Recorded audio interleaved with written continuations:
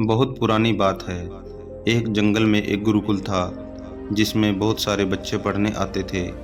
एक बार की बात है, गुरुजी सभी विद्यार्थियों को पढ़ा रहे थे, मगर एक विद्यार्थी ऐसा था जिसे बार बार समझाने पर भी समझ नहीं आ रहा था। गुरुजी को बहुत तेज गुस्सा आया और उन्होंने उस विद्यार्थी से कहा, जरा अपनी हथेली तो दिखाओ बेटा। विद्यार्थी ने अपनी हथेली गुरुजी के आगे कर दी। हथेली देखकर गुरुजी बोले, बेटा तुम घर चले जाओ, आश्रम में रहकर अपना समय व्यर्थ मत करो, तुम्हारे भाग्य में विद्या नहीं है।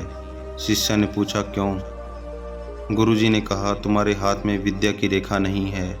गुरुजी ने एक होशियार विद्यार्थी की हथेली उसे दिखाते हुए कहा, यह देखो, यह है विद्या की रेखा, यह तुम्हारे हाथ में नहीं है, इसलिए तुम अपना समय नष्ट मत करो और घर चले जाओ और वहाँ अपना कोई और काम देखो। यह सुनने के बाद उस विद्यार्थी ने अपनी जेब से एक चाकू निकाला जिसका प्रयोग वह हर रोज़ सुबह दातुन काटने के लिए करता था।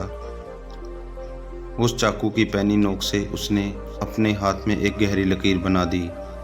वह लहूलुहान हो गया। तब वह गुरुजी से बोला, मैंने अपने हाथ में विद्या की रेखा बना ली है गुरुजी।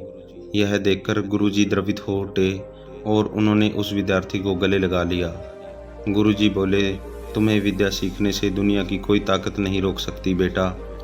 दृढ़ निश्चय और कठिन परिश्रम हाथ की रेखाओं को बदल देते हैं। दोस्तों, क्या आप जानते हैं कि वो विद्यार्थी कौन था? वह विद्यार्थी आगे चलकर महर्षि पाणिनि के नाम से प्रसिद्ध हुआ, जिसने विश्व प्रसिद्ध व्याकरण अष्टाध्यायी की रचना की। इतनी सदियां बीत जाने के बाद भी, 2700 वर्षों के बाद भी विश्व की किसी भी भाषा में ऐसा उत्कृष्ट एवं पूर्ण व्याकरण का ग्राम अब तक नहीं बना। इस कहानी से यह शिक्षा मिलती है कि लोग चाहे जो भी बोलें, हम अपनी लगन और परिश्रम